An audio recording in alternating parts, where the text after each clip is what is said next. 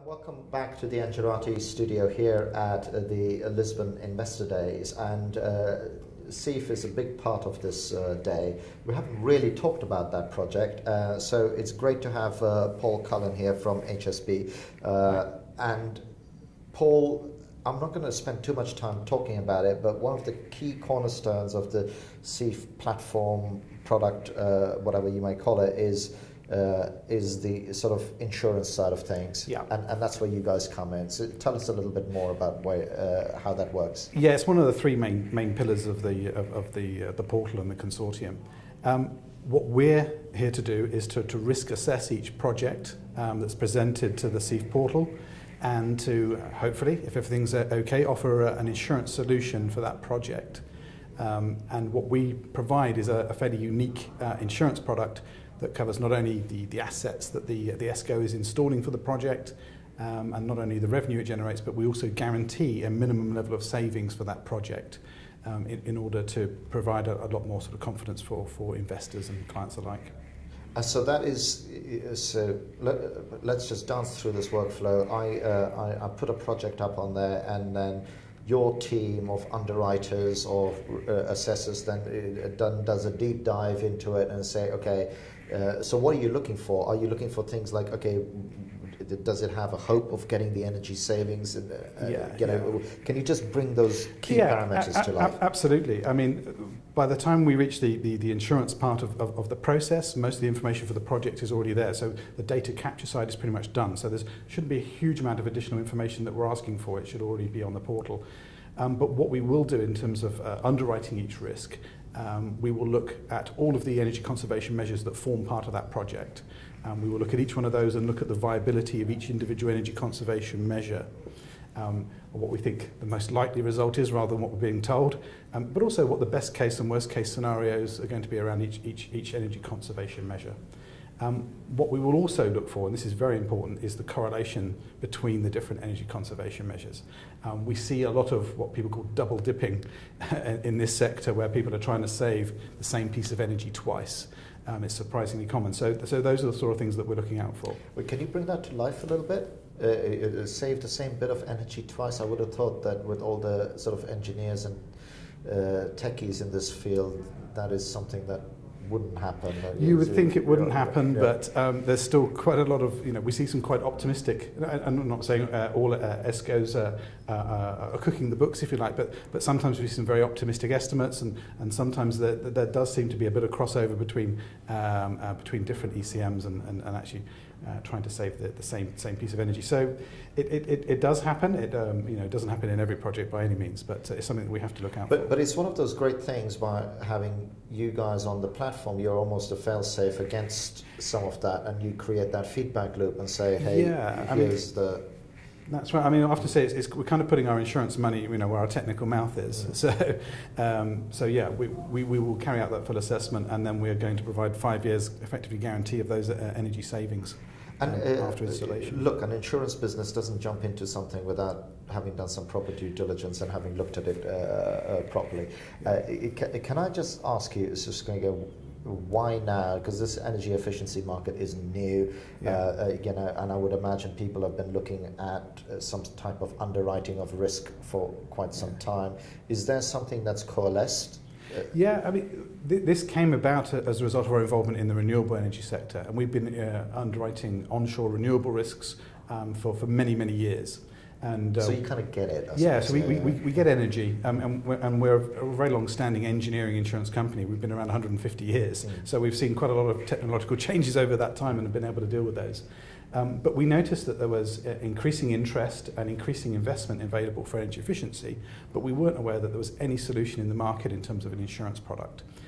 So this isn't something we've just done overnight, actually. We started this project in 2012, and we actually launched in 2014. It was about a 15, 16 month build process for the product. So we haven't done this on a whim or just put our finger in the air and make some guesses. We've done a lot of research, a lot of work into this, and we've now been underwriting it for over 2 years. And can I ask you, and feel free to say that if this is not part of your domain within the whole thing, is what are the types of technologies that you're starting to see come in? Because one of the tipping points for renewables was in and around the yield and the price point and things like that, which kind of started making things safer. There's never 100%.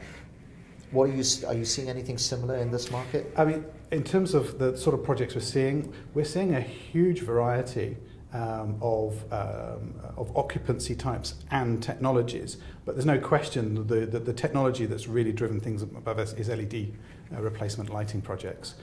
I'd say probably about 50% of what we're seeing at the moment is LED, both internal retrofits and street lighting retrofits.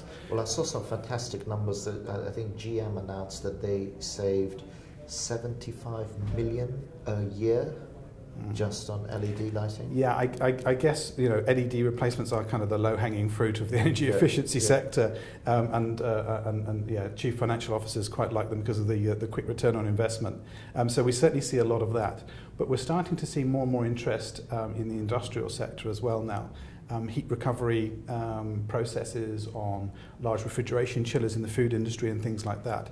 And those are quite interesting cases. They produce or provide a much bigger engineering challenge for us, but we kind of enjoy that. But those are also then quite exciting on a different level because, I mean, well, we're in this industry. We've seen IKEA's mission statement and so on, but we're also seeing in the UK people like Plan A, and so on. But there's an opportunity where I feel that these sort of large industrial or large consumers of energy who actually control their campuses to play a whole different role within the energy market that had hitherto been imagined. Yeah, absolutely. The whole distributed energy piece is something that's taking a lot of our interest at the moment, and we're also busy developing new products and services on the back of what we've been doing on energy efficiency and renewables, particularly with the introduction of more storage into projects.